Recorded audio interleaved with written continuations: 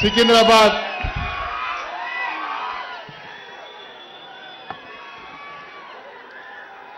సభా అధ్యక్షులు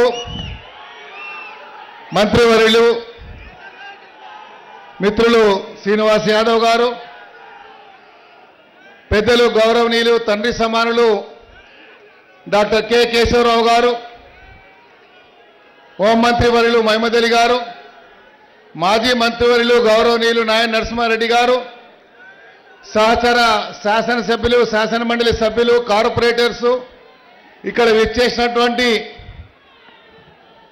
ఈరోజు తెలంగాణలో రెండోసారి తెలంగాణ జెండా రెపరెపలాడించినటువంటి తెలంగాణ టీఆర్ఎస్ సైనికులు, ఆ సైనికులని ముందుండి నేనున్నానని నడిపించినటువంటి మనందరి ప్రియతమ యువ నాయకుడు కల్వకుంట్ల తారక రామారావు గారు.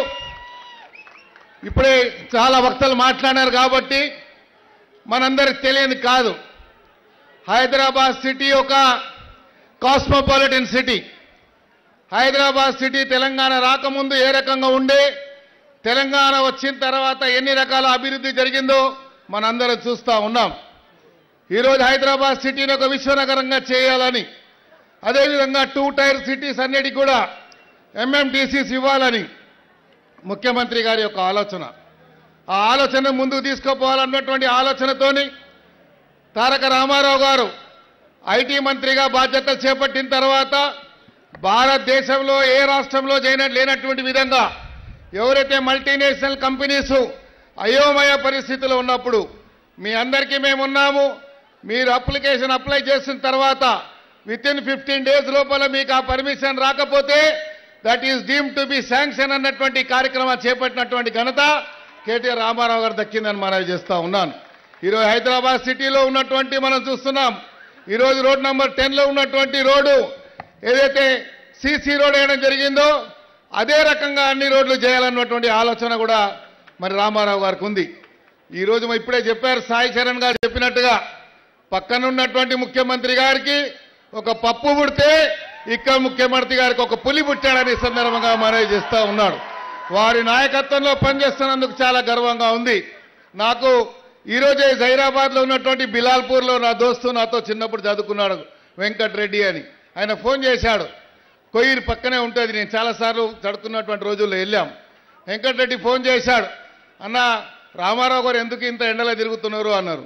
తిరగాల కదయా, మన 16 నియోజకవర్గాల్లో జెండా ఎగరేసి అక్కడ ఉన్నటువంటి ఫ్లెక్సీ సీఎం అమారా పిఎం అమారా అన్నటువంటి నినాదంతో పోతున్నామని చెప్పినప్పుడు, అన్న ఆల్రెడీ ప్రజలు డిసైడ్ చేసుకున్నారు, రేపు రాబోయేటువంటి రోజుల్లో ప్రజలు నిర్ణయించేశారు రామారావు గారు నాయకత్వం కావాలని, కేసీఆర్ గారి నాయకత్వం రావాలని.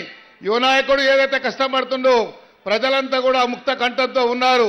రాబోయే రోజుల్లో మళ్ళీ ఒకసారి ఈ 16 పార్లమెంట్ నియోజకవర్గాల్లో టీఆర్ఎస్ అభ్యర్థులు అత్యధిక మేయర్తో గెలవబోతున్నారన్న విషయాన్ని ప్రజలే చెప్తా ఉన్నారు.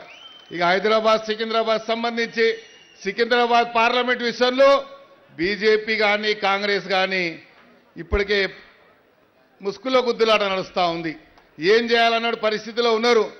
నిలబడితే పరిస్థితి ఏంది, కాంగ్రెస్ ఇంకా కొద్ది రోజుల తర్వాత మా రామారావు గారి దయ వల్ల గాంధీ భవన్లో కేవలం అటెండర్లు కూడా మిలుగుతారో నాకైతే తెలియదు, కానీ తప్పకుండా సికింద్రాబాద్ నియోజకవర్గం నుండి కేవలం ఖైరతాబాదే కాదు, సికింద్రాబాద్ నియోజకవర్గం మొన్న రామారావు గారితో ఒక మీటింగ్ చూశాను మెదక్లో. మాకు పోటీ కరీంనగరు మెదక్ అని చెప్పారు. పోటీ అక్కడ కాదు, సికింద్రాబాద్లో ఉంది. సికింద్రాబాద్లో అత్యధిక మేయర్తో ఓట్లు ఇచ్చి భారతదేశ చరిత్రలో మళ్ళీ రాబోయే రోజుల్లో సికింద్రాబాద్లో ఎవరైనా నిలబడాలంటే తాతమ్మలు యాది రావాలని సందర్భంగా మనవి చేసుకుంటూ, అదేవిధంగా రామారావు గారి నాయకత్వంలో ఏ కార్యక్రమం ఇచ్చినా మీ నాయకత్వంలో పనిచేస్తున్నందుకు నిజంగా మాకు గర్వంగా ఉంది. మీరు చేస్తున్నటువంటి సంక్షేమ కార్యక్రమాలు, అభివృద్ధి కార్యక్రమాలు నిరంతరం ప్రజల మధ్యలో ఉంటూ ప్రజల యొక్క ఆలోచన విధానాన్ని పరిగణలో తీసుకొని డబుల్ బెడ్రూమ్ విషయంలో చాలామంది మాట్లాడుతూ ఉన్నారు. నేను గర్వంగా చెప్పగలుగుతాను, కేటీ రామారావు గారిని నేను దృష్టికి తీసుకెళ్లాను. నా నియోజకవర్గంలోనే సుమారు 20,000 ఇళ్లు కట్టేటువంటి ప్రభుత్వ స్థలం ఉంది. మీరు ఆ కార్యక్రమాన్ని శ్రీకారం చుట్టండి. అలాగా మీరు చూసుకున్నట్టయితే హైదరాబాద్లో 2 లక్షల ఇండ్లు డబుల్ బెడ్రూమ్ ఇండ్లు అన్నారు. డబుల్ బెడ్రూమ్ ఇండ్లే కాదు, 24 గంటలు ఇచ్చేటువంటి కరెంటు కానీ, మంచినీటి సరఫరా విషయంలో కానీ, ఆసరా పింఛన్ల విషయంలోనే కానీ ఇవన్నీ మాత్రము తప్పకుండా ఒక మ్యాండేటరీగా, అంటే ఈ ప్రభుత్వం యొక్క బాధ్యతగా పనిచేస్తుంది. మీరు రేపే రాబోయేటువంటి అభ్యర్థులు అయోమయ పరిస్థితిలో ఉండి నేనా నువ్వా అని మనం చూసాం. నిన్న మొన్నటి వరకు పెద్ద పెద్ద మాట్లాడినటువంటి నిజామాబాదు మాజీ ఎంపీ గారు మధు యాస్కి గారు భువనగిరి పారిపోయాడు. ఇంకొక ఎంపీ ఇంకొక దిక్కు పారిపోతుండు. అంతే వాళ్ళకి తెలిసిపోయింది ఆ నియోజకవర్గాల ప్రజల ఆదరణ లేదు అని. ప్రజల యొక్క ఆదరణ పూర్తిగా కోల్పోయారు. కాంగ్రెస్ కానీ బీజేపీ కానీ విశ్వసనీయత లేదు. ఈరోజు ఒక విశ్వసనీయత కలిగినటువంటి నాయకుడు ఎవరు ఉన్నారంటే కేసీఆర్ గారు ఉన్నారు.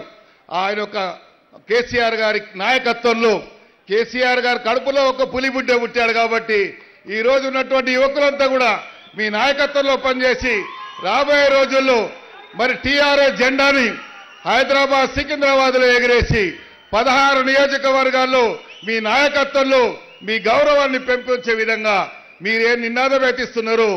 మరి అదే కారు 16 మరి అదే విధంగా పార్లమెంట్ అని, అదే విధంగా సీఎం भी हमारा है पीएम भी हमारा అని ఈ సందర్భంగా మనవి చేస్తూ మీ నాయకత్వాన్ని బలపరచడానికి శక్తి వంచన లేకుండా కృషి చేస్తామని ఈ అవకాశం ఇచ్చినటువంటి పెద్ద